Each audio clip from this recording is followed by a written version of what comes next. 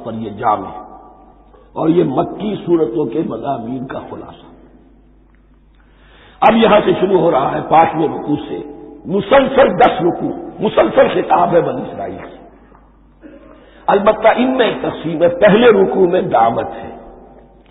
دعوت جب ہوتی ہے تو آمادہ کرنا، تشویق، ترغیب، دل جوئی، نرمی، یہ دعوت کے اجزاء لا ينفک ہیں، اس کے بغیر دعوت مؤثر نہیں ہوتی۔ لہذا ان 7 آیات میں یہ یوں سمجھیے کہ ان 10 رکوعوں کے لیے یہ بمنزلہ فاتحہ ہے۔ جیسے سورہ فاتحہ 7 آیتوں کی، ایسے ہی اس دعوت سابقہ امت مسلمہ کو دعوت دی جا رہی ہے۔ تو کس طرح دی جا رہی ہے؟ یہ کون تھے؟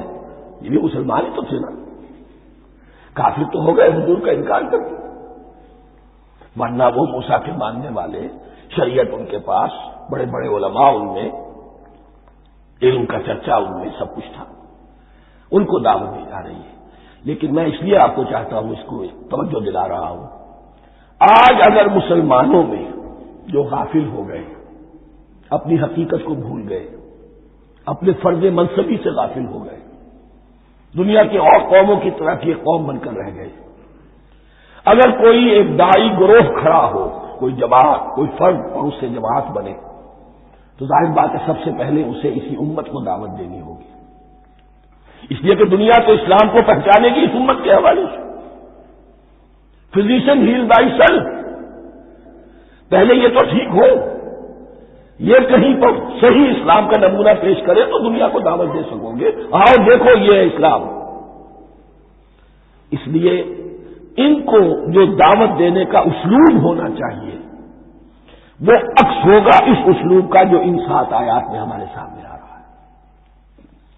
یا بنی اسرائیل اذکروا نعمتی التی انعمت علیکم، اے بنی اسرائیل، اسرائیل کو سمجھ لیجئے یہ مرکب لفظ ہے، اسم اسی سے اسیر بنا ہے، اسیر جو کسی کا قیدی ہوتا ہے، ایل عبرانی میں اللہ کے لیے ہے، اور اسرائیل کا ترجمہ ہے عبداللہ، اللہ کا غلام، اللہ کے ساتھ بندھا ہوا اس کی اطاعت کے قلاتے کے اندر۔ تو یہ اسرائیل یہ لقب ہے حضرت یعقوب علیہ السلام کا۔ ان کے 12 بیٹے تھے، 12 بیٹوں سے جو نسل چلی وہ بنی اسرائیل ہے، انہی میں حضرت موسیٰ کی بعثت ہوئی اور تورات انہیں دی گئی، پھر یہ ایک بہت بڑی امت بنے۔ ان پر 4 ادوار آ چکے تھے قرآن مجید کے نزول کے وقت تک، 2 مرتبہ اللہ کی رحمت کی بارشیں ہوئی، انہیں عروج نصیب ہوا، 2 مرتبہ ان کو دنیا پرستی، شہوت پرستی، اللہ کے احکام کو پسوپش ڈال دینے کی سزا میں عذاب کے کوڑے ان پر برسے۔ اس کا ذکر آئے گا سورہ بنی اسرائیل کے پہلے رکوع میں۔ اس وقت جب کہ قرآن نازل ہو رہا ہے، اس وقت وہ اپنے اس زوال کے دور میں تھے۔ حال یہ تھا کہ حضور صلی اللہ علیہ وسلم کی بعثت سے پہلے ہی 2nd ٹیمپل بھی شہید کیا جا چکا تھا، گرایا جا چکا تھا۔ حضرت سلیمان نے جو بنایا تھا ہیکل سلیمانی، جس کو یہ 1st ٹیمپل کہتے ہیں، اسے نیبوکدنیزر نے گرا دیا تھا حضرت مسیح سے بھی کئی سو سال پہلے۔ لیکن اس کے بعد پھر یہ رومنز نے سن 70 عیسوی میں حضور کی ولادت سے 500 برس پہلے ان کا یہ یروشلم تباہ و برباد ہوا، اس میں لوگوں کو قتل کیا گیا، قتل عام ہوا، اور 2nd ٹیمپل جو ہے وہ بھی گرا دیا گیا، جو اب تک گرا پڑا ہوا ہے۔ صرف ایک ویلنگ وال ہے جس کے پاس جا کر یہودی جو ہے ماتم کر دیتے ہیں، روتے ہیں، اور اب وہ بنانے پر تلے ہوئے ہیں اپنا 3rd ٹیمپل، اس کے نقشے بن چکے ہیں، بلو پرنٹ بن چکے ہیں۔ لیکن بہرحال جس وقت قرآن نازل ہو رہا تھا یہ بہت ہی پستی میں تھے۔ اس کے بارے میں فرمایا، اے بنی اسرائیل ذرا یاد کرو میرے اس انعام کو جو تم پر ہوا۔ وہ انعام کیا ہے؟ میں نے تمہیں اپنی کتاب دی، نبوت سے سرفراز فرمایا، اپنی شریعت تمہیں عطا فرمائی، تمہیں داؤد، تمہارے اندر داؤد اور سلیمان جیسے بادشاہ اٹھائے جو بادشاہ بھی تھے، نبی بھی تھے۔ وَأَوْفُوا بِعَهْدِي، اور میرے وعدے کو پورا کرو تاکہ میں بھی اپنے وعدے کو پورا کروں۔ یہ وعدہ ہے جو کتاب استثناء جو ہے اولڈ ٹیسٹمنٹ کی ڈیوٹرانومی، اس کے 18ویں باب کی آیت نمبر 18-19 میں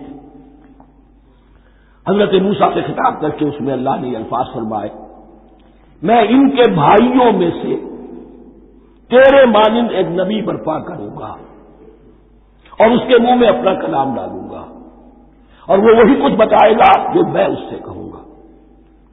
یہ گویا کہ حضرت موسیٰ علیہ السلام کی امت کو بتایا جا رہا تھا کہ نبی آخر الزماں آئیں گے اور تمہیں انہیں قبول کرنا ہے۔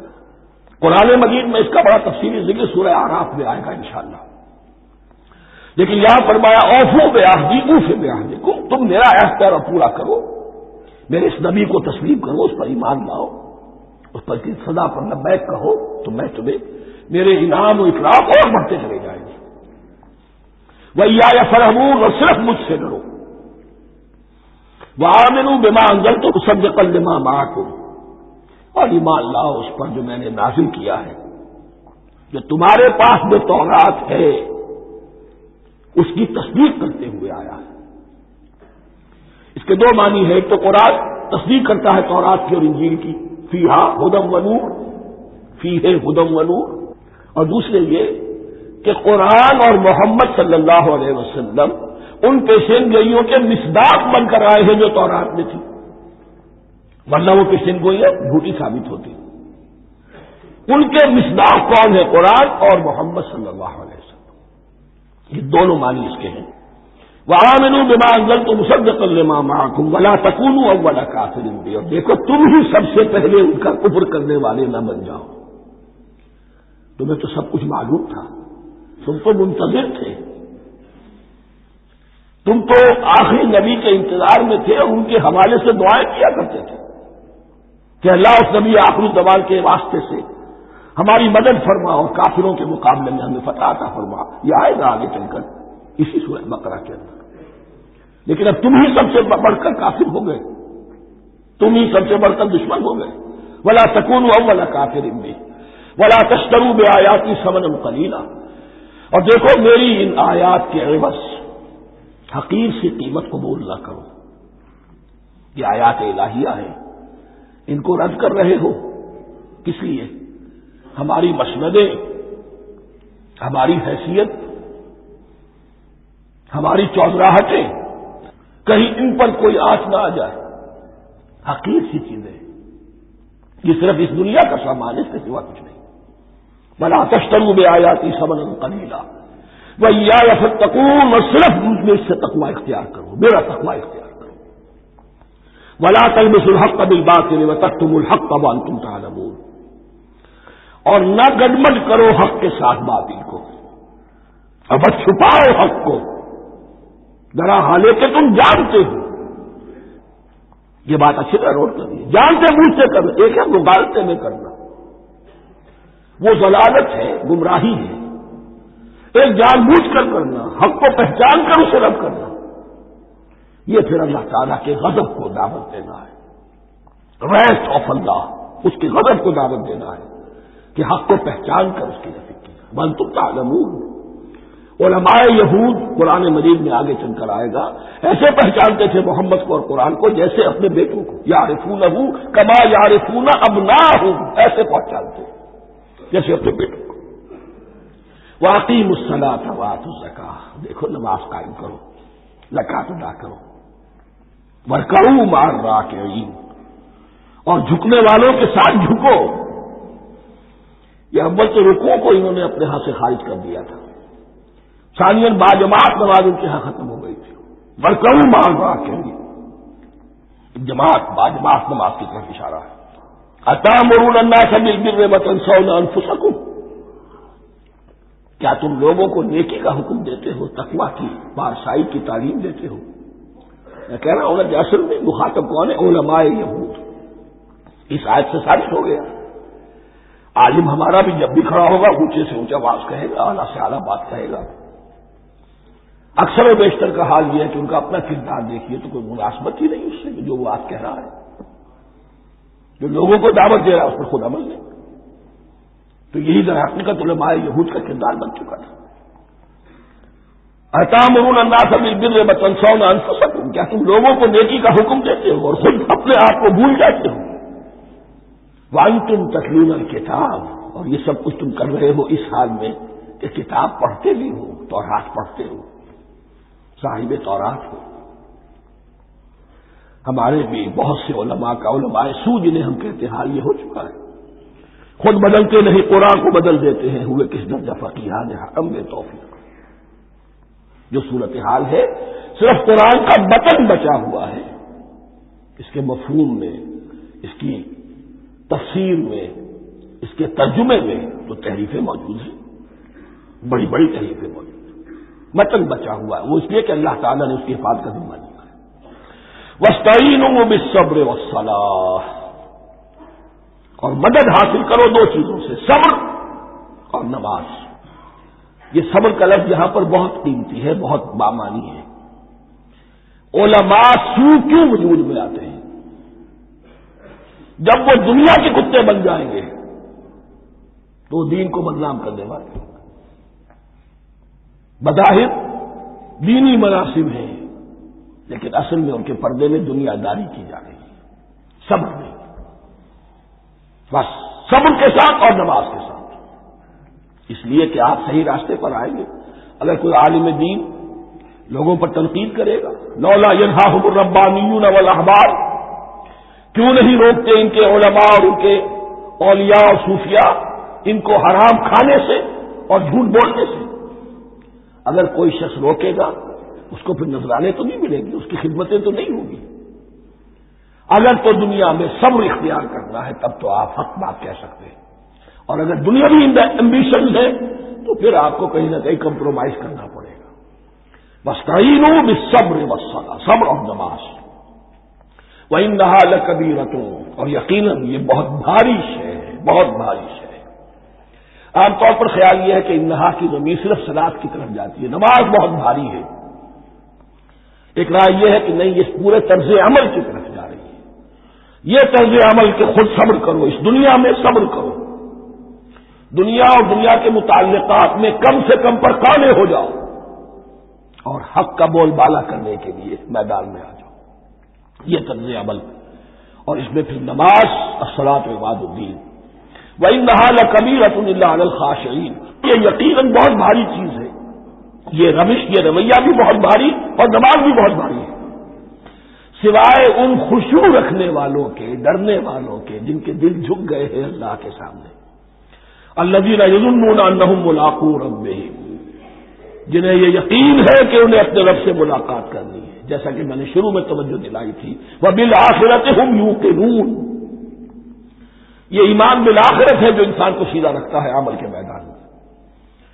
الذین یظنون انہم ملاقو ربہم وانہم الیہ راجعون، اور جنہیں یہ یقین ہے کہ بالآخر اسی کی طرف ہمیں لوٹنا ہے۔ بارک اللہ لی ولکم فی القرآن العظیم ونفعنی وإیاکم بالآیات والذکر الحکیم۔ بسم اللہ الرحمن الرحیم۔ یا بنی اسرائیل اذکروا نعمتی التی انعمت علیکم وانی فضلتکم علی العالمین واتقوا یوما لا تجزی نفس عن نفس شیئا ولا يقبل منها شفاعة ولا يؤخذ منها عدل ولا هم ينصرون۔ صدق اللہ العظیم۔ رب اشرح لي صدری ویسر لي امری واحلل عقدۃ من لسانی یفقهوا قولی۔ جیسا کہ میں نے عرض کیا تھا، سورہ بقرہ کے 5ویں رکوع سے اور 14ویں رکوع تک تو مسلسل، بلکہ 15ویں رکوع کی بھی پہلی 2 آیات شامل کرنی ہوں گی۔ یہ 10 رکوعوں سے 2 آیات زائد ہیں کہ جن میں خطاب کل کا کل بنی اسرائیل سے ہے۔ البتہ اس میں یہ فرق ہے کہ پہلا رکوع جو ہے وہ ان کو دعوت پر مشتمل ہے، نبی اکرم صلی اللہ علیہ وسلم پر ایمان لانے کی پرزور دعوت۔ بقیہ یہ 9 رکوع جو ہیں یہ ان پر فرض قرارداد جرم ہے جو عائد کی جا رہی ہے۔ ہم نے تمہارے ساتھ یہ احسان و اکرام کیا، تم پر یہ فضل کیا، یہ کرم کیا، تمہیں یہ حیثیت دی، تمہیں یہ مقام دیا، تم نے اس طور سے اپنے اس مشن کی خلاف ورزی کی، اپنے مقام اور مرتبے کو چھوڑ کر اور دنیا پرستی اختیار کی۔ یہ جو 9 رکوع ہیں ان میں بنی اسرائیل کی تاریخ کا تو جو سمجھیے کہ ایک بہت بڑا حصہ اور نمایاں اس کے فیچرز آئیں گے، لیکن یہ سمجھ لیجئے کہ اصل میں یہ امت مسلمہ کو بھی ایک پیشگی تنبیہ ہے کہ کوئی مسلمان امت جب بگڑتی ہے تو یہ چیزیں اس میں آ جاتی ہیں۔ چنانچہ احادیث موجود ہیں حضور کی، لَيَأْتِيَنَّ عَلَىٰ أُمَّتِي مَا أَتَىٰ عَلَىٰ بَنِي إِسْرَائِيلَ حَزْوَ النَّعْلِ بِالنَّعْلِ، میری امت پر بھی وہ سب حالات وارد ہوں گے جو بنی اسرائیل پر آئے، بالکل ایسے جیسے ایک جوتی دوسری جوتی سے مشابہ ہوتی ہے۔ ایک اور حدیث میں فرمایا لَتَتَّبِعُنَّ سُنَنَ مَن قَبْلِكُمْ، تم لازماً اپنے سے پہلوں کی پیروی کرو گے۔ اور اس میں اس حد تک بھی آپ نے وضاحت کر دی کہ اگر وہ سابق امت مسلمہ، سابق امت، اگر وہ گوہ کے بل میں گھسی تھی تم بھی گھسو گے، اور اگر ان میں کوئی بدبخت ایسا اٹھا جس نے اپنی ماں سے زنا کیا تو تم میں سے بھی کوئی شقی ایسا ضرور اٹھے گا جو یہ حرکت کرے گا۔ اس اعتبار سے ان رکوعوں کو پڑھتے ہوئے یہ نہ سمجھیے یہ اگلوں کی داستان ہے، پچھلوں کی کہانیاں ہیں، نہیں۔ خوش طرح باشد کے سر دل برا، گفت آیت در حدیث دیگرا، یہ ہمارے لیے ایک آئینہ ہے اور ہمیں ہر مرحلے پر سوچنا ہوگا، دروبینی کرنی ہوگی، انٹروسپیکشن، کہ کہیں اسی گمراہی میں ہم مبتلا تو نہیں، دیکھتے جائیے گا۔ دوسرا نقطہ پہلے سے یہ سمجھ لیجئے، یہ جو 2 آیتیں میں نے 6 رکوع کی تلاوت کی ہیں، بعین ہی یہی 2 آیتیں 15ویں رکوع میں آئیں گی، اور اس کو یوں سمجھیے کہ یہ 2 بریکٹس ہیں، 9 رکوعوں کا مضمون ان 2 بریکٹس کے درمیان ہے۔ یہ 2 آیتیں یہاں سے بریکٹ شروع ہو رہی ہیں، وہ 2 آیتیں ان پر بریکٹ ختم ہو رہی ہیں، بعین ہی وہی آیات، ایک آیت میں تو شوشے کا بھی فرق نہیں، دوسری آیت میں صرف ترتیب بدلی ہے، مضمون وہی ہے۔ اس کے مابین جو کچھ ہے، اس سے باہر یہ جو 5واں رکوع تھا اس کے مضامین گویا کہ ضرب کھا رہے ہیں بریکٹ کے اندر کے سارے مضامین سے۔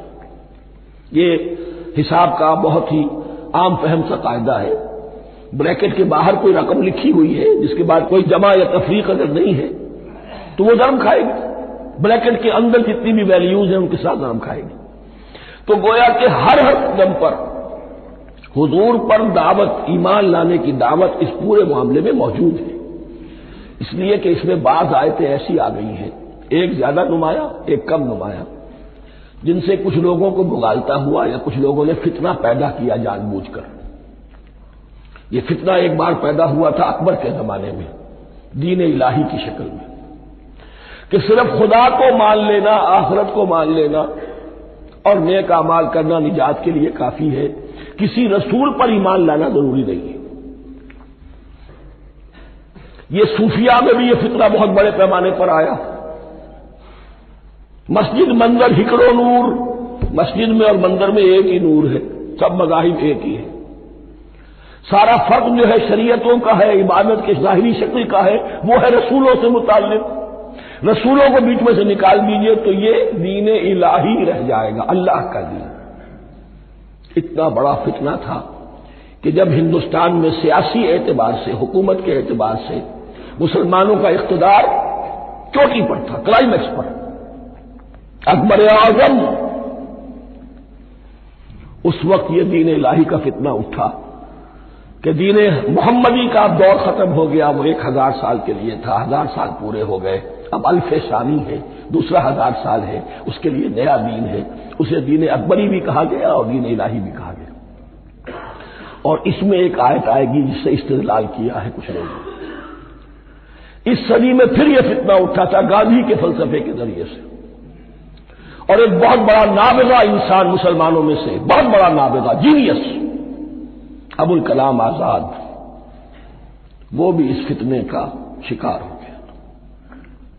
متحدہ قومیت، چنانچہ گاندھی اپنی پرارتھنا میں کچھ قرآن کی تلاوت بھی کراتا تھا، کچھ گیتا بھی پڑھواتا تھا، کچھ اپنشدوں سے، کچھ بائبل سے، کچھ گرو گرنتھ سے، معلوم ہو یہ سب ٹھیک ہے، سب ایک ہے، سب لوگوں کو ایک ہونا چاہیے، ایک قوم ہونا چاہیے۔ مذہب تو انفرادی معاملہ ہے، کوئی مسجد میں چلا جائے، کوئی مندر میں چلا جائے، گردوارے میں چلا جائے، کوئی چرچ میں چلا جائے، کوئی سینگاگ میں چلا جائے، کیا فرق واقع ہوتا ہے؟ اس کا توڑ یہی ہے کہ سمجھ لیجئے یہ جو 7 آیتیں ہیں 5ویں رکوع کی، یہ ہے بریکٹ کے باہر، اور یہ ضرب کھا رہی ہے مسلسل۔ اس بریکٹوں کے درمیان جتنی بھی مضمون آ رہا ہے وہ سب ان کے تابع ہوگا۔ گویا کہ جہاں تک حضور پر ایمان لانے کا معاملہ ہے وہ انڈرسٹوڈ سمجھا جائے گا، مقدر سمجھا جائے گا ہر مرحلے پر ان 2 بریکٹوں کے مابین۔ اب چلیے بسم اللہ۔ یا بنی اسرائیل اذکروا نعمتی التی انعمت علیکم وانی فضلتکم علی العالمین، اے اسرائیل کی اولاد، یاد کرو میرے اس انعام کو جو تم پر ہوا، اس کی وضاحت میں کر چکا ہوں، لیکن یہاں جو الفاظ آ رہے ہیں بہت زوردار۔ وانی فضلتکم علی العالمین، میں نے تمہیں فضیلت عطا کی تمام جہانوں پر۔ یہاں ایک قاعدہ نوٹ کر لیجئے، عربی نحو کا قاعدہ یہ ہے کہ کہیں ظرف جس میں کوئی شے ہے، ظرف کی جمع لے لیتے ہیں، مراد ہوتا ہے مظروف، ظرف کے اندر جو شے ہے اس کی جمع۔ تمام جہانوں پر فضیلت، کیا فرشتوں پر بھی فضیلت؟ نہیں، جہان والوں پر، تمام اقوام عالم پر تمہیں فضیلت عطا کی، یہ مطلب ہے اس کا۔ تمام عالموں پر، تمام جہانوں پر، یعنی تمام جہان والوں پر، اس انسان عالم انسانیت کے اندر جتنے بھی مختلف گروہ ہیں، نسلیں ہیں، طبقات ہیں، ان میں فضیلت۔ واتقوا یوما لا تجزی نفس عن نفس شیئا، میں عرض کر چکا ہوں، 3ری مرتبہ پھر عرض کر رہا ہوں، اصل شیخ آخرت، محاسبہ آخرت، یہ مستحضر ہوگا تو انسان سیدھا رہے گا۔ کس میں کمزوری آ جائے، ضعف آ جائے، تو باقی ایمان باللہ، ایمان بالرسالت، یہ نہ معلوم کیا کیا شکلیں اختیار کر لیں۔ دیکھیے اس آیت کے اندر 4 اعتبارات سے محاسبہ آخرت کا زور ہے۔ واتقوا یوما، ڈرو اس دن سے، لا تجزی نفس عن نفس شیئا، جس دن کوئی جان کسی دوسرے کے کام نہ آ سکے گی۔ ولا يقبل منها شفاعہ، اور نہ کسی سے کوئی سفارش یا شفاعت قبول کی جائے گی، کیٹیگوریکل ڈینائل۔ ولا يؤخذ منها عدل، نہ کسی سے فدیہ قبول کیا جائے گا۔ ولا هم ينصرون، اور نہ انہیں کوئی مدد مل سکے گی۔ ہم نے طرح طرح کے عقیدے، شفاعت باطلہ کا تصور، اہل عرب سمجھتے تھے ہمیں یہ فرشتے جو ہے خدا کی بیٹیاں ہیں، یہ لات اور منات اور عزا ہم نے ان کے بت بنا رکھے ہیں، پوچھتے ہیں یہ اپنے ابا جان سے اللہ کی بیٹیاں ہیں نا، لاڈلی بیٹیاں، چھڑا لیں گے؟ ہمارے ہاں بھی تصور ہے اولیاء اللہ چھڑا لیں گے۔ یا شفاعت باطلہ، خود حضور کی شفاعت کے بارے میں جو غلط تصورات ہیں، ایک شفاعت حقہ ہے، اس کی وضاحت کا یہ موقع نہیں ہے، وہ آیت الکرسی پہ جب ہم پہنچیں گے انشاءاللہ تعالیٰ اسی سورہ مبارکہ میں تو اس کی وضاحت بھی ہوگی۔ یہ سارے جو ہم نے جو گھر رکھے ہیں خیالات، ان کی نفی اس آیت کے حوالے سے کی۔ واتقوا یوما لا تجزی نفس عن نفس شیئا، کوئی انسان دوسرے انسان کے کام نہیں آ سکے گا۔ ولا يقبل منها شفاعۃ، کسی جان کی طرف سے کوئی سفارش قبول نہیں ہوگی۔ ولا يؤخذ منها عدل، نہ کوئی فدیہ قبول کیا جائے گا۔ ولا هم ينصرون، نہ انہیں کوئی مدد مل سکے گی۔ اب اس کے بعد اللہ تعالیٰ کے احسانات اور ان کی طرف سے جو ناشکریاں ہوئی ہیں ان کی بڑی تفصیل کے ساتھ اب بات چلے گی، تفصیل نہیں، تیزی کے ساتھ۔ یہ واقعات کئی 100 برس کے ہیں، لیکن ایک تو یہ کہ ان کی تفاصیل مکی صورتوں میں آ گئی ہیں، سب سے زیادہ سورہ اعراف میں ملے گی، اور بھی کئی صورتوں میں آپ کو مل جائے گی۔ یہاں پر تو پے بپے جیسے کہ ایک قرارداد جرم کسی پر کی جاتی ہے تو اس میں سب گنوائے جاتے، تم نے یہ کیا، یہ کیا، یہ کیا۔ وَإِذْ نَجَّيْنَاكُم مِّنْ آلِ فِرْعَوْنَ، اور ذرا یاد کرو جب کہ ہم نے تمہیں نجات دی تھی فرعون کی قوم سے۔ یسومونکم سوء العذاب، وہ تمہیں بدترین عذاب میں مبتلا کیے ہوئے تھے۔ یذبحون ابناءکم ویستحیون نساءکم، تمہارے بیٹوں کو ذبح کر ڈالتے تھے اور تمہاری عورتوں کو زندہ رکھتے تھے۔ عورتیں تو پھر ان کے کام آتی تھی، گھر میں کام کاج کے لونیاں بنتی تھی، گھروں میں ڈال دیتے تھے، لیکن لڑکوں کو، اور یہ دو موقع پر ہوا ہے بنی اسرائیل کے ساتھ، یہ بعد میں انشاءاللہ اس کی تفصیل آئے گی۔ وفی ذالکم بلاء من ربکم عظیم، اور یقیناً اس میں تمہارے رب کی طرف سے تمہارے لیے بڑی آزمائش تھی۔ وَإِذْ فَرَقْنَا بِكُمُ الْبَحْرَ، اور یاد کرو جب کہ ہم نے تمہارے لیے سمندر کو پھاڑ دیا یا دریا کو پھاڑ دیا۔ یہ ایک مختلف فی بات ہے کہ کس جگہ سے کراس کیا تھا بنی اسرائیل نے ایجپٹ سے سینائی پیننسولا آنے کے لیے، جزیرہ نما سینا میں۔ ایک رائے یہ کہ دریائے نیل کو کراس کر کے گئے ہیں، لیکن یہ بات غلط ہے، دریائے نیل تو مصر کے اندر ہے، وہ کبھی بھی مصر کی حد نہیں بنا۔ کسی کی رائے یہ ہے کہ جو خلیج سویز ہے، بحر قلزم جو ہے ریڈ سی، وہ اوپر جا کر دو کھاڑیوں میں تبدیل ہو جاتا ہے، خلیج عقبہ مشرق کی طرف اور خلیج سویز مغرب کی طرف، اور ان کے درمیان میں یہ سینائی پیننسولا جو ہے یہ تکون ہے، جیسے ہندوستان بھارت تکون ہے، ایسے یہ پیننسولا ہے، انڈین پیننسولا، سینائی پیننسولا۔ اور یہ سویز کینال تو بعد میں بنی ہے۔ خلیج سویز اور میڈیٹرینین بحیرہ روم کے درمیان یہ کچھ چھوٹی چھوٹی، اگرچہ چھوٹی تھی سمندر کے لحاظ سے، بہت بڑی بڑی جھیلیں تھیں، اور ان جھیلوں ہی کو پھر جوڑ جوڑ کر درمیان میں جو خشکی تھی اس کو کاٹ کر سویز کینال بنائی گئی ہے۔ تو اب تو یہ ایک مسلسل ایک رابطہ ہے، لیکن معلوم ہوتا ہے کہ یا تو خلیج سویز کو کراس کیا ہے حضرت موسیٰ علیہ السلام نے، اور یہی میری رائے زیادہ یہی ہے، اس لیے کہ کوہ طور جو ہے وہ اس پیننسولا کی ٹپ پر ہے، نیچے ہے یہاں، جہاں پر دن کا قیام رہا اور جہاں پھر حضرت موسیٰ کو 40 دن کے لیے کوہ طور پر بلا کر اور پھر انہیں تورات دی گئی ہے۔ تو معلوم ہوتا ہے کہ جو خلیج سویز ہے اسے کراس کیا ہے۔ کراس کس طرح کیا ہے کہ حضرت موسیٰ کے عصا کی ایک ضرب سے سمندر پھٹ گیا، فَكَانَ كُلُّ فِرْقٍ كَالطَّوْدِ الْعَظِيمِ، دونوں طرف چٹانوں کے مانند پہاڑ کی طرح جو ہے وہ سمندر کھڑا ہو گیا، اس کے راستے سے یہ نکل گئے۔ اور پھر جب فرعون اور اپنا لشکر لے کر جب آیا ہے، اس نے سوچا ہم بھی نکل جائیں، وہ غلط ہو گئے، اس لیے کہ دونوں طرف کا پانی آپس میں مل گیا۔ یہ تھی کیفیت، اور معجزانہ کیفیت تھی، یہ کوئی فطرت کے یا نیچر کے اصول کے مطابق بات نہیں تھی، اور میں عرض کر چکا ہوں، آپ کو بتا چکا ہوں معجزہ کسے کہتے ہیں۔ وَإِذْ فَرَقْنَا بِكُمُ الْبَحْرَ فَأَنْجَيْنَاكُمْ، جب ہم نے تمہارے لیے یا تمہارے ساتھ سمندر کو پھاڑ دیا، تمہارے لیے، تمہارے گزرگاہ بنانے کے لیے، تو تمہیں تو نجات دے دی۔ وَأَغْرَقْنَا آلَ فِرْعَوْنَ وَأَنْتُمْ تَنظُرُونَ، اور تمہاری نگاہوں کے سامنے فرعون کے لاؤ لشکر کو غرق کیا، تم دیکھ رہے تھے، یہ گزر چکے تھے، اس ساحل پر کھڑے ہیں، ادھر سے یہ داخل ہوئے ہیں اور پانی دونوں طرف سے آ کر مل گیا اور یہ غرق ہو گئے۔ وَإِذْ وَعَدْنَا مُوسَىٰ 40 لَيْلَةً، اور یاد کرو پھر جب کوہ طور پر ہم نے موسیٰ کو 40 دن کے لیے بلایا۔ ثُمَّ اتَّخَذْتُمُ الْعِجْلَ، ان کی غیر حاضری میں تم نے بچھڑے کی پرستش شروع کر دی، اسے معبود بنا لیا، من بعدہ، اس کی غیر موجودگی میں، وَأَنْتُمْ ظَالِمُونَ، تم بہت بڑا ظلم تھا جس کا ارتکاب کیا۔ إِنَّ الشِّرْكَ لَظُلْمٌ عَظِيمٌ، عظیم ترین ظلم جو ہے وہ شرک ہے، اور شرک جلی کی یہ شکل کہ بچڑے کو پوری گئی۔ ثُمَّ عَفَوْنَا عَنْكُمْ مِنْ بَعْدِ ذَلِكَ، پھر ہم نے تمہیں اس کے بعد بھی معاف کیا، یہ ہمارا کرم رہا ہے، ہماری رحمت رہی ہے۔ مِنْ بَعْدِ ذَلِكَ لَعَلَّكُمْ تَشْكُرُونَ، تاکہ تم شکر کرو۔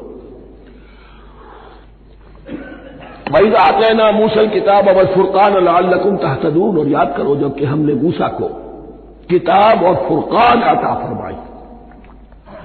یہ فرقان حق اور باطل کے درمیان فرق کر دینے والی چیز، اور کتاب عام طور پر جو آتا ہے وہ شریعت کے لیے آتا ہے، شریعت بھی دی، کتاب بھی دی، اور فرقان بھی دیا، لعلکم تہتدون، تاکہ تم ہدایت پاؤ۔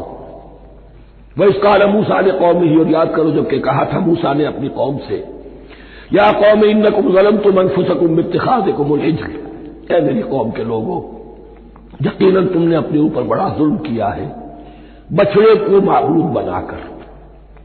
فتوبوا الی بارئکم، پس توبہ کرو اپنے پروردگار، اپنے خالق کی جناب میں۔ باری اللہ تعالیٰ ہے، باری فقتلوا انفسکم، تو قتل کرو اپنے آپ کو۔ یہ چیز جو ہے تورات میں تفصیل سے آئی ہے، قرآن میں نہیں ہے۔ اسی اعتبار سے میں نے آپ کو بتایا تھا کہ تورات کا مطالعہ اس اعتبار سے مفید ہے کہ بہت سے واقعات جن کا قرآن میں ذکر ہے، یہ بعضاً اشارہ ہے، اس کی تفصیل کے لیے ہمیں تورات سے رجوع کرنا پڑتا ہے، ورنہ یہ کہ اس آیت کا صحیح مفہوم واضح نہیں ہوگا۔ فقتلوا انفسکم، اپنے آپ کو قتل کرو، کیا مانے؟ یہ قتل مرتد کی سزا ہے۔ وہاں معلوم ہوتا ہے کہ حضرت موسیٰ نے یہ حکم دیا، 12 قبیلے تھے، ہر قبیلے میں سے کچھ لوگوں نے یہ کفر اور شرک کیا، باقی لوگوں نے نہیں کیا۔ انہیں حکم دیا گیا کہ اپنے قبیلے کے لوگ ان کو قتل کریں جو ان کے قبیلے میں سے اس کفر کے مرتکب ہوئے۔ انفسکم سے مراد یہ اپنے قبیلے کے لوگوں کو تم قتل کرو، اس لیے کہ قبائلی زندگی جو ہوتی ہے آپ کو معلوم ہے، اس میں کوئی اور قبیلہ ہاتھ لگا دے تو قبائلی عصبیت بھڑک اٹھے گی۔ 70,000 یہودی قتل ہوئے،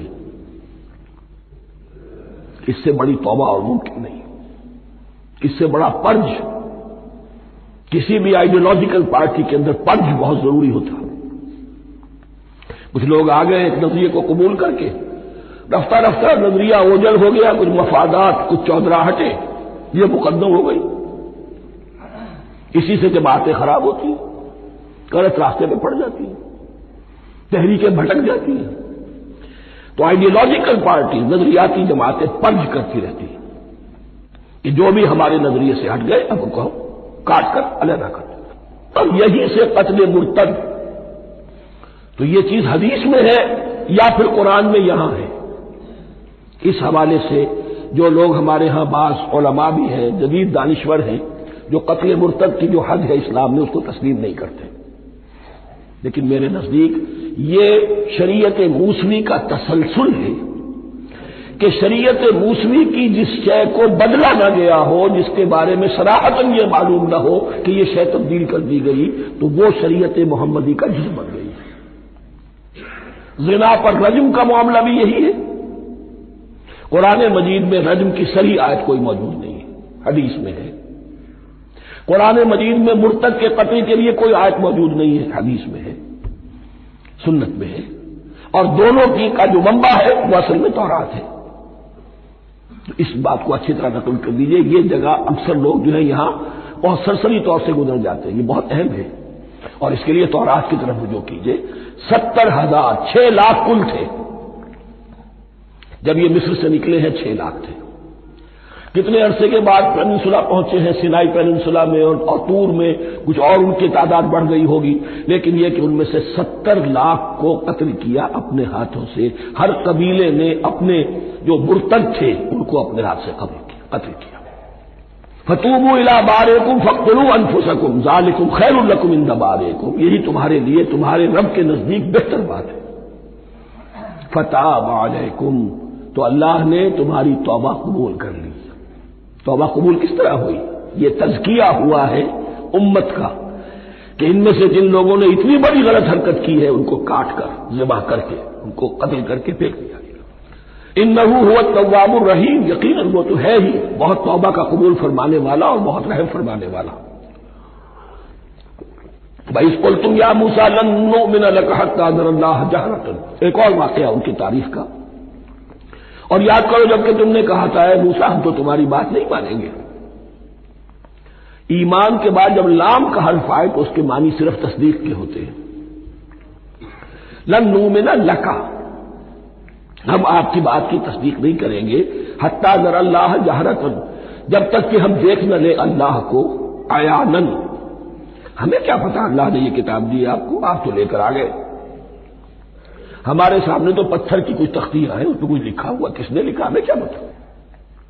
اب دیکھیے ایک حضرت موسیٰ کی خواہش تھی رب ارنی انظر الیک، وہ کچھ اور شے تھی۔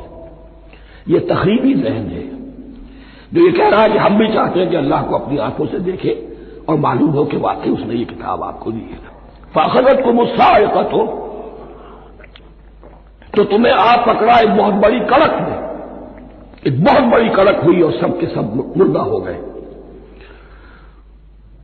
وانتم تنظرون، تمہارے دیکھتے دیکھتے ایک کڑک نے تمہیں آ لیا، ثم بعثناکم من بعد موتکم، پھر ہم نے تمہیں دوبارہ اٹھایا تمہاری موت کے بعد۔ بعض لوگ اس کی یہ تعویل کر رہے ہیں کہ یہ موت نہیں تھی بلکہ بے ہوش ہو گئے تھے، یعنی جو بھی کڑک تھی اس کی وجہ سے سب کے سب بے ہوش ہو کے گر گئے۔ لیکن میرے نزدیک یہاں تعویل کی ضرورت نہیں، بعث بعد الموت اللہ کے لیے کوئی مشکل نہیں۔ ہم الفاظ کو خواب کاہے کو ان کے اصل جو مفہوم ہے، جو کہ صاف ہے صریح ہے، اس سے خواب کاہے کے لیے موڑ کر لکھا جائے۔ ثم بعثناکم من بعد موتکم لعلکم تشکرون، تاکہ تم شکر کرو۔ وظللنا علیکم الغمام وانزلنا علیکم المن والسلوى، اور ہم نے تم پر ابر کا سایہ کیا۔ اب 6 لاکھ کا قافلہ چل رہا ہے، سینائی پیننسولا، صحرا، کوئی اوٹ نہیں، کوئی سایہ نہیں، دق و دق، دھوپ کی تبش۔ تو اللہ کا فضل ہوا کہ ایک سائے کی طرح ابر جو ہے ان کے ساتھ ساتھ جہاں جہاں وہ جا رہے ہیں وہ ابر ان پر سایہ کیے ہوئے۔ وانزلنا علیکم المن والسلوى، کھانے کو کچھ نہیں، تو من اور سلوہ نازل کیے گئے۔ من ایسے اترتا تھا رات کے وقت کہ جیسے شبنم کے قطرے ہوتے ہیں، لیکن وہ ہوتا تھا کسی ایسی چیز کا جس میں شیرینی تھی، اور پھر وہ زمین پر آ کر جم کر وہ ایک گویا کے دانہ بن جاتے تھے جو ان کا اناج ہو گیا۔ کاربوہائیڈریٹ سپلائی سے ہو گئی من سے۔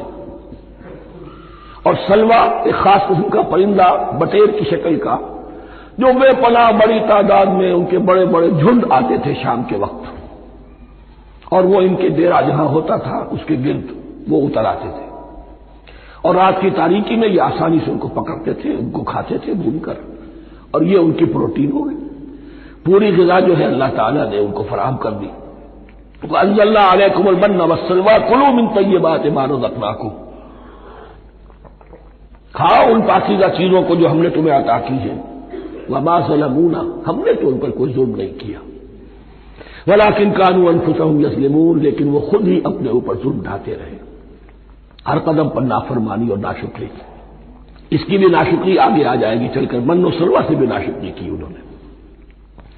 وَإِذْ قُلْنَا ادْخُلُوا هَٰذِهِ الْقَرْيَةَ فَكُلُوا مِنْهَا حَيْثُ شِئْتُمْ رَغَدًا وَادْخُلُوا الْبَابَ سُجَّدًا وَقُولُوا حِطَّةٌ نَغْفِرْ لَكُمْ خَطَايَاكُمْ، اور یاد کرو جب کہ ہم نے تم سے کہا تھا اس شہر میں داخل ہو جاؤ اور پھر کھاؤ اس میں سے بافراغت جہاں سے چاہو جو چاہو، لیکن دیکھنا دروازے میں داخل ہونا جھک کر، اور کہتے رہنا مغفرت مغفرت مغفرت، ہم تمہاری خطاؤں سے درگزر فرمائیں گے۔ اس آیت کو سمجھنے کے لیے ذرا تاریخی بات سمجھ لیجئے۔ صحرائے سینا میں آنے کے بعد، اور یہ جو کتاب تورات انہیں مل رہی تھی، اس کے بعد حضرت موسیٰ علیہ السلام کے ہی زمانے میں انہیں جہاد اور قتال کا حکم ہوا۔ اس سے پوری قوم نے انکار کر دیا، یہ سورہ مائدہ میں آئے گا۔ اس پر اللہ تعالیٰ نے ایک سزا مسلط کر دی ان پر کہ 40 برس تک کسی صحرا میں بھٹکتے پھریں گے۔ اگر یہ ابھی قتال کرتے جہاد کرتے تو پورا فلسطین ان کے ہاتھ پر ابھی فتح کرا دیتے، لیکن چونکہ انہوں نے بزدلی دکھائی ہے، اب سزا یہ ہے فَإِنَّهَا مُحَرَّمَةٌ عَلَيْهِمْ 40 سَنَةً يَتِيهُونَ فِي الْأَرْضِ، اب 40 برس تک یہ اسی صحرا میں بھٹکتے پھریں گے، اور ارض فلسطین جو ان کے لیے ارض موعود تھی وہ ان پر حرام کر دی گئی 40 سال کے لیے۔ اس 40 سال کے عرصے میں حضرت موسیٰ کا بھی انتقال ہو گیا، حضرت ہارون کا بھی ہو گیا۔ اس عرصے میں ایک نئی نسل پیدا ہوئی، وہ جو غلامی کا داغ اٹھائے ہوئی نسل آئی تھی مصر سے، جن کے اندر مورل کیریکٹر جو ہے وہ بہت کمزور ہو جاتا ہے، غلامی کا یہ اثر ہو، وہ پوری نسل ختم ہو گئی، نئی نسل اب پیدا ہوئی۔ 40 برس صحرا میں پیدا ہوئے، یہی پلے بڑھے، ان میں اب ایک جذبہ تھا۔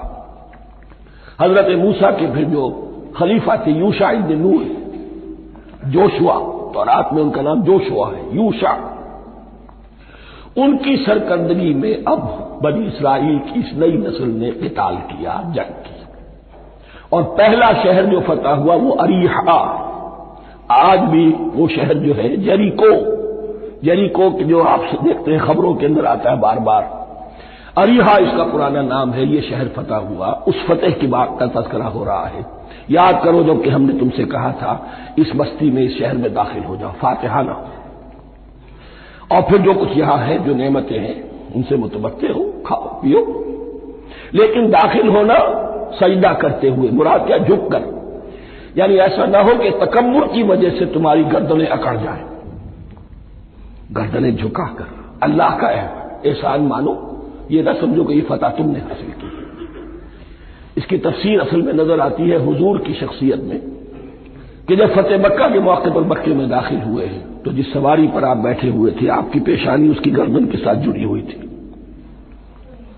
یہ وقت ہوتا ہے جب کہ تکبر اور تعالی، فاتح کی حیثیت سے آنا، اور بندہ مومن کے لیے یہی وقت ہے تواضع کا، جھکنے کا۔ وقولوا حطۃ، حتیٰ یہود تو کہتے ہیں جھاڑ دینے کو، تو اس کے معنی کیا ہے؟ اے اللہ ہمارے گناہ جھاڑ دے، مغفرت، اے اللہ ہمیں مغفرت، ہماری مغفرت فرما، جو خطا ہو گئی بخش دے۔ قولوا حطۃ، تمہاری زبان پر استغفار ہونا چاہیے، تمہاری گردنیں جھکی ہوئی ہونی چاہیے۔ نغفر لکم خطایاکم، اگر تم اس پر عمل کرو گے ہم تمہاری خطائیں جو ہیں انہیں معاف فرما دیں گے۔ وسنزید المحسنین، اور جو تم میں محسن ہوں گے انہیں اور بھی زیادہ دیں گے، اور انعام و اکرام آئیں گے۔ فبدل الذین ظلموا قولا غیر الذی قیل لہم، تو ان میں سے جو ظالم تھے، جو بد کردار تھے، انہوں نے بدل دیا، ایک اور قول اختیار کر لیا اس قول کی جگہ جو انہیں کہا گیا تھا حطہ، انہوں نے کہنا شروع کیا حنطہ، ہمیں تو گیہوں چاہیے۔ یہ بعد میں ابھی آ جائے گا اگلے رکوع کے اندر، کہ من و سلوہ سے ان کی طبیعتیں بھر گئی تھی، ایک ہی چیز کھا کے۔ اب وہ کہہ رہے تھے کوئی چیز ہمیں جو ہے زمین کی رونگی میں سے، پیداوار میں سے، تو وہ ان کے زبان پر انہوں نے مذاق اڑاتے ہوئے گویا کہ حضرت موسیٰ علیہ السلام کے ذریعے سے حکم ملا ہے، استہزاء کر رہے ہیں، حطۃ ان کی بجائے حنطۃ۔ فانزلنا علی الذین ظلموا رجزا من السماء بما كانوا یفسقون، تو جن لوگوں نے یہ حرکت کی تھی ان پر ہم نے آسمان سے ایک بہت بڑا عذاب نازل کیا۔ تورات سے معلوم ہوتا ہے کہ پلیگ آئی، اور جنہوں نے یہ حرکت کی تھی وہ سب کے سب ہلاک ہو گئے جریکو کے اندر، بما كانوا یفسقون، بسبب اس نافرمانی کے جو انہوں نے کی۔ وَإِذِ اسْتَسْقَىٰ مُوسَىٰ لِقَوْمِهِ فَقُلْنَا اضْرِب بِّعَصَاكَ الْحَجَرَ، اب یہ پھر صحرائے سینا کا واقعات آ رہے ہیں، ان میں ترتیب زمانی نہیں ہے، اور یہاں کی فتح جو ہے حضرت موسیٰ کے بعد ہے، لیکن اب یہاں پہ پھر ابھی وہ جو صحرائے تیہ میں جب بھٹک رہے تھے پھر اس کا ذکر ہے۔ وَإِذِ اسْتَسْقَىٰ مُوسَىٰ لِقَوْمِهِ فَقُلْنَا اضْرِب بِّعَصَاكَ الْحَجَرَ، اور جب کہ موسیٰ کی قوم نے موسیٰ سے پانی طلب کیا، اب صحرا میں آپ کو معلوم ہے جہاں پڑاؤ تھا اب وہاں پانی نہیں، 6 لاکھ ہو 7 لاکھ ہو، کتنے افراد ہو، پانی چاہیے تھا۔ وَإِذِ اسْتَسْقَىٰ مُوسَىٰ لِقَوْمِهِ فَقُلْنَا اضْرِب بِّعَصَاكَ الْحَجَرَ، تو ہم نے کہا کہ اپنے عصا سے ضرب لگاؤ چٹان، فَانْفَجَرَتْ مِنْهُ 12 عَيْنًا، تو اس سے 12 چشمے پھوٹ بہے۔ فجر کہتے ہیں کسی شے کے پھٹ کر کوئی چیز برآمد ہو۔ فجر جو ہوتی ہے، فجر کا وقت رات کی تاریکی کا پردہ چاک ہوتا ہے اور سپیدہ سحر نمودار ہوتا ہے۔ فانفجرت منہ 12 عینا، تو 12 چشمے پھوٹ بہے۔ قد علم کل اناس مشربہم، یہاں اناس سے کیا مراد ہے؟ ہر قبیلہ، ہر قبیلے نے اپنا گھاٹ معین کر لیا۔ 12 قبیلے تھے، اگر علیحدہ علیحدہ نہ ہوتا معاملہ، 12 چشمے اسی لیے دیے گئے کہ لڑے نہ جھگڑے نہ۔ پانی تو بہت بڑی چیز ہے، کہیں پانی پینے پلانے پہ جھگڑا اور کہیں گھوڑا آگے بڑھانے پہ جھگڑا، یہ تو قبائلی زندگی کے اندر ہوتی ہی چیزیں۔ تو اس اعتبار سے اللہ تعالیٰ نے ان کے لیے یہ سہولت کی کہ 12 چشمے پھوٹ بہے۔ قد علم کل اناس مشربہم، ہر ایک نے اپنا گھاٹ جان لیا، معین کر لیا۔ کلوا واشربوا من رزق اللہ، گویا کہ کہہ دیا گیا کہ کھاؤ اور پیو اللہ کے رزق میں سے۔ ولا تعثوا فی الارض مفسدین، اور زمین میں فساد مچاتے نہ پھرو۔ کھانے پینے کے لیے پانی بھی ادھر آ گیا، کھانے کے لیے من و سلوا آ گیا۔ اب دیکھیے ان کی ناشکری۔ وَإِذْ قُلْتُمْ يَا مُوسَىٰ لَن نَّصْبِرَ عَلَىٰ طَعَامٍ وَاحِدٍ، یاد کرو جب کہ تم نے کہا تھا اے موسیٰ ہم ایک کھانے پر تو صبر نہیں کر سکتے، کھا کھا کے بکھتا گئے ہیں من و سلوا۔ فَادْعُ لَنَا رَبَّكَ، تو ذرا اپنے رب سے دعا کرو، پکارو ہمارے لیے اپنے رب کو، یخرج لنا، وہ نکالے ہمارے لیے مما تنبت الارض، زمین کی روئیدگی اور پیداوار میں سے، نباتات ارضی میں سے، من بقلہا، اس کی ترکاریاں، وقثائہا، اور ککڑیاں، کھیرے اور ککڑیاں، ان سب کے لیے یہ لفظ ہے، وفومہا، ایک ترجمہ گیہوں کیا گیا ہے لیکن میرے نزدیک زیادہ صحیح ترجمہ ہے لسن، اور سرائے کی زبان میں بھی اور ممکن ہے کہ سندھی میں بھی ہو تھوم، تھوم کہتے ہیں لسن کو، یہ فوم کی بدلی ہوئی شکل ہے، اس لیے کہ یہی علاقہ ہے جس میں عرب آئے تھے، تو عربوں کی زبان کے بہت سے الفاظ جو ہیں اس سرائے کی زبان میں خاص طور پر وہ بہت زیادہ تو تھوڑی سی شکل بدل کر وہ کافی تعداد میں موجود ہے۔ وعدسہا، اور دال خاص طور پر مسور کی، وبصلہا، اور پیاز۔ اب جو چٹخارے جس سے بنتے ہیں سالن کے، ان کی زبانیں وہ چٹخارے مانگ رہی۔ ظاہر بات ہے کہ اگر وہ سلوا بھی تھا، بٹیرا ہے، اسے آگ کے اوپر ذرا تھا تپایا اور کھایا، وہ ایک ہی خاص قسم کی غذا ہے جو چل رہی ہے۔ اسی طرح من جو ہے وہ ایک خاص قسم کا سیریل ان کے لیے بن گیا ہے، لیکن یہ جو چٹخارے ہیں یہ تو لہسن سے ہے، پیاز سے ہے، ترکاریوں سے ہے، ان تمام چیزوں سے، دال کا اپنا ایک ذائقہ ہے۔ قَالَ تَسْتَبْدِلُونَ الَّذِي هُوَ أَدْنَىٰ بِالَّذِي هُوَ خَيْرٌ، حضرت موسیٰ نے فرمایا کیا وہ شے جو کمتر ہے بدلے میں چاہتے ہو اس کے کہ جو بہتر ہے؟ من و سلوا کہیں بہتر ہے، اللہ کی طرف سے تمہیں دیا گیا ہے، تم اس سے تمہارا جی بھر گیا ہے، اس کو ہاتھ سے دے کر چاہتے ہو کہ یہ ادنا چیزیں تمہیں ملے۔ اہبطوا مصرا، اب یہ لفظ آ گیا اہبطوا، اب ظاہر بات ہے یہ آسمان سے زمین پر اترنے کے لیے لفظ نہیں ہے اہبطوا، یہاں اس کا ترجمہ صحیح ہوگا سیٹل ڈاؤن سم ویئر، اگر زمین کی یہ چیزیں چاہیے تو کہیں سیٹل ہو جاؤ اور کاشت کرو، بیج ڈالو، آبیاری کرو، یہ ساری چیزیں تمہیں مل جائیں۔ اہبطوا مصرا، کہیں سیٹل ڈاؤن ہو جاؤ، کہیں اتر پڑو کسی بستی میں، کسی علاقے میں، فإن لكم ما سألتم، تمہیں مل جائے گا جو کچھ کہ تم نے مانگا۔ وَضُرِبَتْ عَلَيْهِمُ الذِّلَّةُ وَالْمَسْكَنَةُ وَبَاءُوا بِغَضَبٍ مِّنَ اللَّهِ، اب یہ ہے ان کی وہ خباثتیں، ان کے وہ ناشکریاں، ان کی وہ معصیتیں، ان پر جو آخری حکم دیا جا رہا ہے، جو اگر آپ برا نہ مانیں تو میں عرض کروں گا آج یہود پر اتنا اپلیکیبل نہیں ہے جتنا مسلمانوں پر ہے۔ ضربت علیہم الذلۃ والمسکنۃ وباؤوا بغضب من اللہ، ذلت اور مسکنت کم ہمتی ان پر تھوپ دی گئی۔ ضربت علیہم، it was heaped upon them، the humiliation was heaped upon them۔ ضربت علیہم الذلۃ والمسکنۃ وباؤوا بغضب من اللہ، اور وہ اللہ کا غضب لے کر لوٹے۔ وہی امت جس کے بارے میں فرمایا وَأَنِّي فَضَّلْتُكُمْ عَلَى الْعَالَمِينَ، اسی امت کا پھر یہ حشر ہوا۔ کیوں ہوا؟ نافرمانی۔ تمہیں کتاب دی تھی کہ تم پیروی کرو، تمہیں کتاب دی تھی کہ اسے قائم کرو۔ وَلَوْ أَنَّ أَهْلَ الْكِتَابِ أَقَامُوا التَّوْرَاةَ وَالْإِنْجِيلَ وَمَا أُنزِلَ إِلَيْهِم مِّن رَّبِّهِمْ لَأَكَلُوا مِن فَوْقِهِمْ وَمِن تَحْتِ أَرْجُلِهِمْ، اگر یہ تورات اور انجیل کو قائم کرتے، نافذ کرتے، تو نعمتیں زمین بھی اگلتی، ان کے قدموں کے نیچے سے نعمتیں جو ہیں وہ پھوٹتی، اور ان کے سروں کے اوپر سے بھی بارش ہوتی نعمتوں کی۔ لیکن اگر تم نے اس کو چھوڑ کر اپنی خواہشات، اپنے نظریات، اپنے خیالات، اپنا تمرد، اپنی سرکشی، اپنی حاکمیت، اپنی مصلحتیں، اپنی عقل، اس کو بالا تر کیا، تو پھر جو قوم اللہ کے قانون کی، اللہ کی ہدایت کی، اللہ کی کتاب کی امین ہوتی ہے دنیا میں، وہ اللہ کی ریپرزینٹیٹو ہوتی ہے، نمائندہ ہوتی ہے۔ اگر وہ اپنے عمل سے مس ریپرزینٹ کرے اللہ کو، تو وہ کافروں سے بڑھ کر مغضوب اور کافروں سے بڑھ کر مبغوض ہو جاتی ہے، مغضوب بھی مبغوض بھی۔ انہیں کافروں کو تو دین پہنچانا تمہارے ذمہ تھا، تم نے دین ان کو کیا پہنچانا تھا، تم تو خود دین سے منحرف ہو گئے۔ آج اس جگہ پر امت مسلمہ کھڑی ہے کہ 1.25 بلین یا 1.5 بلین 125 کروڑ عزت نام کی شے نہیں ہے کہ عزت نام تھا جس کا گئی تیمور کے گھر سے، سارے معاملات دنیا کے G7 G15 کے ہاتھ میں ہیں،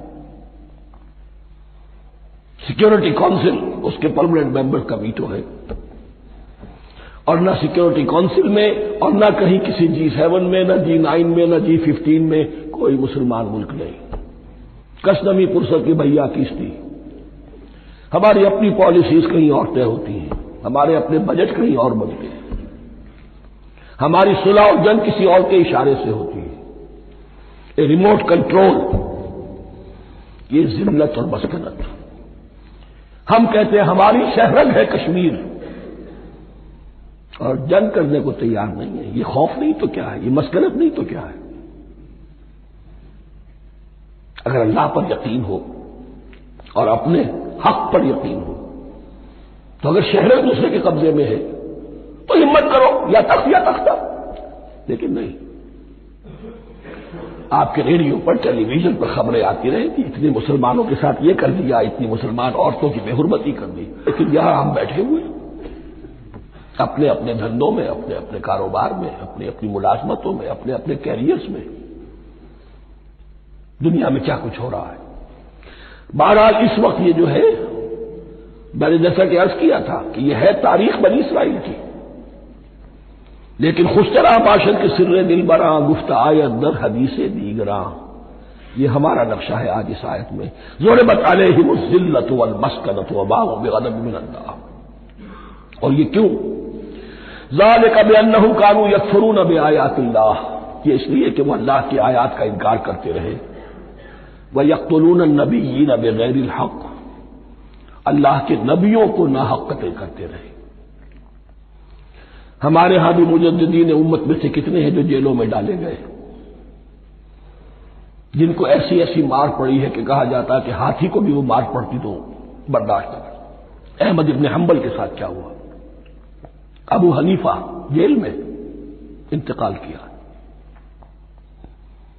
امام مالک کے کندھے کھینچ دیے گئے، اتار دیے گئے، منہ کالا کر کے اور اونٹ پر بٹھا کر پھرایا گیا۔ امام دار الہجرہ شیخ احمد سرہندی جیل میں رہے، سید احمد بریلوی اور ان کے ساتھیوں کو خود مسلمانوں نے تہہ تیغ کیا ہے۔ بہرحال یہ داستانیں ہیں، اب نبی تو کوئی نہیں آئے گا، ان کے ہاں نبی تھے، ہمارے ہاں مجددین ہیں، علماء حق ہیں، جیسے کہ حدیث بھی ہے علماء امتی کا انبیاء بنی اسرائیل، تو جو انہوں نے انبیاء کے ساتھ کیا ہم نے مجددین اور علماء کے ساتھ کیا۔ ذالک بما عصوا وکانوا یعتدون، اور یہ ہوا ان کی نافرمانیوں کی وجہ سے اور حد سے تجاوز کرنے کی وجہ سے۔ اللہ تعالیٰ تو ظالم نہیں، اللہ نے تو اونچا مقام دیا تھا، ہمیں بھی خیر امت قرار دیا، کنتم خیر امت اخرجت للناس تأمرون بالمعروف وتنہون عن المنکر وتؤمنون باللہ۔ اب اگر ہم نے وہ اپنا مشن چھوڑ دیا تو ذلت اور مسکنت وہ ہمارا مقدر بن گئی۔ اللہ کا قانون اور اللہ کا عدل بے لاگ ہے، وہ فرام امہ ٹو امہ چینج نہیں ہوتا۔ سنت اللہ جو ہے لن تجد لسنت اللہ تحویلا ولن تجد لسنت اللہ تبدیلا، اللہ کی سنت بدلتی نہیں۔ بنی اسرائیل کا جو حشر ہوا آج وہ ہمارا ہو رہا ہے۔ بہرحال اس پر میری جو کتاب ہے سابق اور موجودہ مسلمان امتوں کا ماضی حال اور مستقبل، اس کا مطالعہ کیجیے۔ اب آ گئی وہ آیت کہ جس سے استدلال کیا گیا ہے کہ ایمان بالرسالت نجات کے لیے ضروری نہیں ہے۔ ان الذین آمنوا والذین ہادوا والنصارى والصابئین من آمن باللہ والیوم الآخر وعمل صالحا فلہم اجرہم عند ربہم ولا خوف علیہم ولا هم یحزنون۔ یقیناً جو لوگ ایمان لائے، اور اس سے مراد ہے جو ایمان لائے حضور پر، محمد پر صلی اللہ علیہ وسلم، والذین ہادوا، اور جو یہودی ہو گئے، والنصارى، اور نصرانی، والصابئین، اور صابی وہ لوگ تھے عراق کے علاقے میں رہتے تھے جو کہتے تھے کہ ہم دین ابراہیمی پر ہیں، لیکن ان کے ہاں بھی بہت کچھ بگڑ گیا تھا، جیسے حضرت ابراہیم کی نسل، حضرت اسماعیل کی نسل بگڑ گئی تھی، تو اس طرح وہ بھی بگڑ گئے تھے، ستارہ پرستی زیادہ تر ان کے ہاں تھی۔ من آمن باللہ والیوم الآخر، جو کوئی بھی ایمان لایا اللہ پر اور یوم آخر پر، وعمل صالحا، اور اس نے عمل کیے اچھے، فلہم اجرہم عند ربہم، تو ان کے لیے محفوظ ہے ان کا اجر ان کے رب کے پاس، ولا خوف علیہم ولا هم یحزنون، اور نہ ان پر کوئی خوف ہوگا اور نہ وہ کسی حزن سے دوچار ہوں گے۔ ظاہر الفاظ کے اعتبار سے دیکھیے کہ یہاں ایمان بالرسالت کا ذکر نہیں ہے۔ ویسے تو اگر کوئی اس سے یہ غلط استدلال کرتا ہے تو اس کا پہلا جو اصولی جواب ہے وہ تو یہ ہے کہ ایسی حدیثیں بھی موجود ہیں، من قال لا الہ الا اللہ دخل الجنہ، تو اس کی کیا معنی ہے؟ صرف کہنے سے جنت میں داخل ہو جائیں گے، کسی عمل کی ضرورت نہیں؟ جواب یہ دیا جائے گا، پورے قرآن کو سامنے رکھو، پورے حدیث کے ذخیرے کو سامنے رکھو، کسی ایک جگہ سے کوئی ایک نتیجہ نکال لینا وہ صحیح نہیں، لیکن اس کے علاوہ وہ اصول جو میں بیان کر چکا ہوں کہ یہ سلسلہ شروع کہاں سے ہوا ہے، 5واں رکوع، وآمنوا بما انزلت مصدقا لما معكم ولا تكونوا اول كافر به، انہیں ایمان کی زوردار دعوت سے تو یہ ساری بات شروع ہوئی ہے۔ اب فصاحت اور بلاغت کا یہ تقاضا ہے کہ بار بار اس کو دہرایا نہ جائے، وہ بات انڈرسٹوڈ رہے گی، مقدر رہے گی، سمجھی جائے گی کہ ہر جگہ پر وہ موجود ہے، اس لیے کہ ساری گفتگو ہو رہی ہے اسی کے حوالے سے۔ وآمنوا بما انزلت مصدقا لما معكم ولا تكونوا اول كافر به ولا تشتروا بآياتي ثمنا قليلا وإياي فاتقون۔ اس حوالے سے یوں سمجھیے اب اس آیت کو کہ یہاں پر کچھ الفاظ محذوف مانے جائیں گے، ان الذين آمنوا والذين هادوا والنصارى والصابئين من آمن بالله واليوم الآخر وعمل صالحا في أيامهم فلهم أجرهم عند ربهم ولا خوف عليهم ولا هم يحزنون۔ ہر دور میں جبکہ ابھی حضرت عیسیٰ نہیں آئے تھے تو جو بھی یہودی تھے اس وقت تک، حضرت موسیٰ کے ماننے والے، وہ جو بھی اللہ پر ایمان رکھتے تھے اور نیک عمل کرتے تھے، آخرت کو مانتے تھے، ان کی نجات ہو جائے گی، لیکن حضرت عیسیٰ کے آنے کے بعد ان کو نہیں مانا، اب وہ کافر قرار پائے۔ لیکن اب حضرت عیسیٰ کے آنے کے بعد جب تک حضور نہیں آئے جو بھی مانتا ہے، لیکن یہ کہ شرط یہی ہوگی کہ اپنے اپنے زمانے میں، اصل میں نفی جس بات کی جا رہی ہے وہ یہ ہے کہ یہ نہ سمجھو کہ کسی گروہ میں ہونے سے نجات ہوتی ہے، نجات کسی گروہ میں ہونے کی وجہ سے نہیں ہے، نجات کی بنیاد ایمان اور عمل صالح ہے۔ کسی رسول پر ایمان لانا، اپنے دور کے رسول پر، وہ تو لازم ہے، لیکن یہ ہے کہ اس پر ایمان تو لے آئے اور وہ عمل صالح نہیں ہے تو نجات نہیں ہوگی۔ تو یہ اپنے اپنے دور میں، اپنے اپنے زمانے میں ہر امت کے لیے، وَلِكُلِّ أُمَّةٍ أَجَلٌ، قرآن مجید کے ایک مقام پر آیا ہے، ہر امت کے لیے ایک خاص معین مدت ہے۔ اس معینہ مدت میں اب ظاہر بات ہے جو لوگ حضور کی بعثت سے پہلے فوت ہو گئے ان پر تو کوئی ذمہ داری نہیں تھی حضور پر ایمان لانے کی، اور ایسے لوگ تھے، ایسے موحدین مکے میں موجود تھے جو یہ کہتے تھے کعبے کے پردے پکڑ پکڑ کر، اے اللہ ہم صرف تجھے پوجنا چاہتے ہیں، صرف تیری بندگی کرنا چاہتے ہیں، لیکن جانتے نہیں کیسے کریں۔ یہ بات موجود تھی اور ان کا انتقال بھی ہو گیا۔ یہ زید، سعید ابن زید، سعید جو حضرت عمر کے بہنوئی تھے اور وہ عشرہ مبشرہ میں سے ہیں، ان کی اہلیہ حضرت فاطمہ بنت خطاب، ان دونوں کے ایمان کو اللہ نے ذریعہ بنایا حضرت عمر کے ایمان کا، اور یہ والد تھے سعید کے زید، وہ یہ کہتے ہوئے دنیا سے چلے گئے حضور کی ابھی بعثت ہی نہیں ہوئی تھی، اے اللہ میں صرف تیری بندگی کرنا چاہتا ہوں، کیسے کروں یہ نہیں جانتا۔ اسی کو ذہن میں رکھیے، اہدنا الصراط المستقیم جو میں نے کہا تھا، ایک سلیم الفطرت انسان، سلیم العقل انسان توحید تک پہنچ جاتا ہے، آخرت کو پہچان لیتا ہے، لیکن اب کیا کروں؟ اس شریعت کے لیے، ان احکام کے لیے وہ دستے سوال دراز کرنے پر مجبور ہے۔ الحمدللہ رب العالمین الرحمن الرحیم مالک یوم الدین ایاک نعبد و ایاک نستعین اہدنا الصراط المستقیم۔ اسی صراط المستقیم کی دعا کا یہ جواب اب آئے گا، شروع ہوگا سورہ بقرہ سے، یہ کرو یہ نہ کرو، یہ فرض ہے، یہ تم پر لازم کیا گیا، یہ چیز حرام کی گئی، وغیرہ وغیرہ۔ ان الذين آمنوا والذين هادوا والنصارى والصابئين من آمن بالله واليوم الآخر وعمل صالحا، اور محذوف الفاظ فی ازمنتہم، اپنے اپنے زمانے میں، یا فی ایامہم، فلہم اجرہم عند ربہم ولا خوف علیہم ولا هم يحزنون۔ وَإِذْ أَخَذْنَا مِيثَاقَكُمْ وَرَفَعْنَا فَوْقَكُمُ الطُّورَ، اور ذرا یاد کرو جب کہ ہم نے تم سے عہد لیا، قول و قرار لیا، اور تمہارے اوپر اٹھا دیا طور کو، پہاڑ کو۔ جب تورات دی گئی تو اس وقت ایک کیفیت معجزانہ طور پر ایسی پیدا کی گئی، ان کے اوپر ایک روب ڈالنے کے لیے اور خشیت قلب میں پیدا کرنے کے لیے کوہ طور اٹھا کر معلق کر دیا گیا۔ اس وقت کہا گیا خذوا ما آتیناکم بقوۃ، تو اس قول و قرار کے وقت ایک معجزے کی شکل یہ ہوئی تھی۔